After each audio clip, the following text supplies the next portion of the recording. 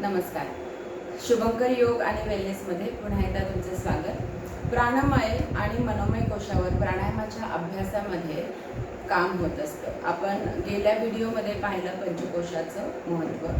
तर ह्या प्राणायामाच्या अभ्यासामध्ये फॉल्टी हॅबिट ज्या आहेत ब्रीदिंगच्या त्या काढून टाकल्या जातात.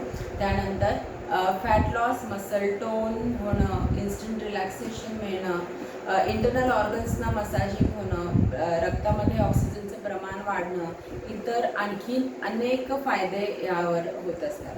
तर प्राणायामाच्या सगळ्यात महत्त्वाचं स्वतःचा ब्रीदिंग रेट चेक करा जेव्हा तुम्ही प्राणायाम सुरू कराल. त्याच्या आधीचे सूक्ष्म व्यायाम आपण जाणून घेतलंच आहे की सूक्ष्म व्यायाम करणं किती गरजेचं आहे. जेव्हा ती ऊर्जा तुमची निगेटिव्हिटी बाहेर जाईल तेव्हा तुमची प्राणायामाची बैठक तयार होईल. सुरुवातीला तुमचा ब्रीदिंग रेट चेक करणं गरजेचं आहे.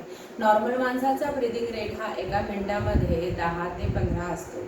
प्राणायामाच्या अभ्यासात तो आपल्याला आणखीन खाली करायचा असतो. जेव्हा तुम्ही हायपर होता, स्ट्रेस होतो किंवा ॲसिडिटी झाली तर कोणत्याही शारीरिक व्याधीमुळे हा प्राणायामाचा रेट चेंज होऊ शकतो. पण प्राणायामाच्या अभ्यासाने तो तुम्ही सेटल करू शकता किंवा नॉर्मलला आणू शकता आणि त्यामुळे सगळ्या इंटरनल सिस्टम्सवर त्याचा पॉझिटिव्हली परिणाम होतो आणि व्याधीमुक्ती देखील साध्य होते.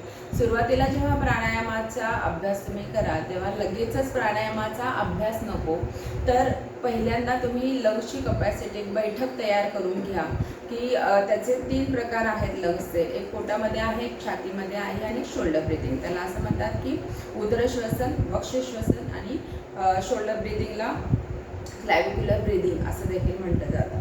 सो प्रत्येक एक हात पोटावर ठेवून पहिल्यांदा पोटाचे स्नायू फ्री करून घ्या. त्यानंतर छातीवर ठेवून छातीने श्वास घ्या. नंतर श्वास घेताना खांदे वर खाली करा, म्हणजे तुम्हाला एक बैठक तयार होईल. आणि मग दीर्घ श्वसनाचा अभ्यास करा. पहिल्यांदा सेक्शनल ब्रीदिंग आणि मग डीप ब्रीदिंग. ह्याचा पूर्ण अभ्यास झाला मगच तुम्ही प्राणायामासाठी पुढे जा. कारण प्राणायामासाठी तुमचं लंग्सची कपॅसिटी नसेल, होल्डिंग पॉवर नसेल, लंग तयार नसेल तर पुढचा येणारा प्राणायाम तुम्हाला तितकेसे फायदे देणार नाही जितके तुम्ही अपेक्षित करता. धन्यवाद.